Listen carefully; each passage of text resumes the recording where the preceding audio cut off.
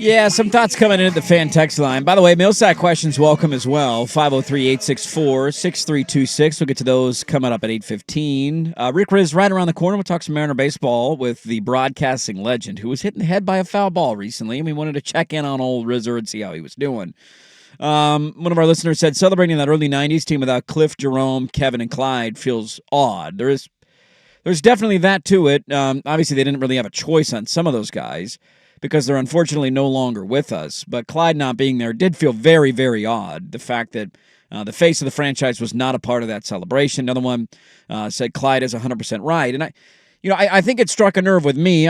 People know how I feel about the direction of the organization and my thoughts, and we'll get to the standings and what happened last night in the association. It was not a good night for those of you who were pushing for the 10 seed and the play-in in the Western Conference. But I think it just highlights the biggest frustration overall that I have, and that is that we ultimately don't know what's going on behind the scenes. And that is a big issue for me. I'm not asking or demanding for weekly interviews with the owner and the vice chair and whoever's called. I know that that's unrealistic. No.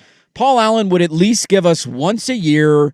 It'd be usually once at the start of the season and once towards the end, maybe going into the playoffs. And if you were I've been there for the scrum at the practice facility. Yeah, here you go. They're like, Paul Allen's here today, and he'll take questions. Yes, and you'd get answers. And he would face the media 2 or 3 times a year. Yes, and it didn't mean you had to agree with everything that he said. It didn't mean that you had to approve. But he made himself available, and if there was things and you were curious, and he... Hey, why'd you do this? Or, hey, what was the reasoning behind this? But it's his this? words, and then the rest of us can go and take them and parse them and believe them, not believe them, try to read between the tea leaves or whatever, but he did go on the record at certain times about certain things, and that's all you can ask of ownership. Don't be cheap.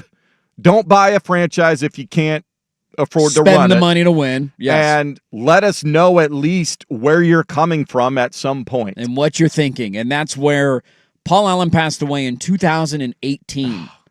That was nearly a decade ago. I don't think she's ever gone on the record with anything. Not a single time. Not even with a written column. There's not even like nobody's gotten a sit-down quote. Yeah. Can I just transcribe this into an interview if you don't feel comfortable talking? Read a prepared statement in front of a podium at some point. So to me, it hit the head on why there's just an overall frustration of who's calling the shots.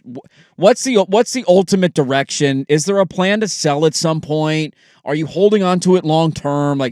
This is such a great, prideful basketball city, and it feels like because of the situation, so many of us are kind of left in the lurch of just the only not thing we got. Understanding the big picture. Now. And in terms of the big sports, this is what we got. We got one, and hopefully we get a baseball team to add to the mix. But that's we'll see how that all works out. It struck a nerve for me yesterday reading that, and to hear a former player say, no, man, I'm not going back and being a part of that until there's a new ownership group or there's new people in charge who are calling the shots. Do something that's semi-scripted with Brooke Olzendam. It's very, very simple. Do simple. something on the record. I mean, they used to do that with Neil O'Shea at the end. He never wanted to do press conferences, but they'd sit him down with one of their reporters and you at least get answers and questions. Did those. Yeah, I remember back in the day, they were uncomfortable, but at least there was something on the record. Yeah, I think we all know that Burkhold's calling the shots, and the fact that nobody's given an interview in nearly a decade for running the team of what the insight is on decisions that were made, and you throw the GM, you throw the coach out there,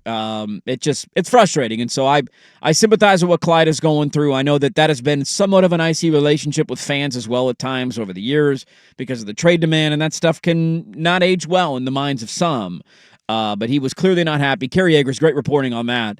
You can go find the whole story and read the entire thing at kerryyeagers.com. But interesting nonetheless, and we'll see if anything changes in the short term. I highly doubt it, but you never know.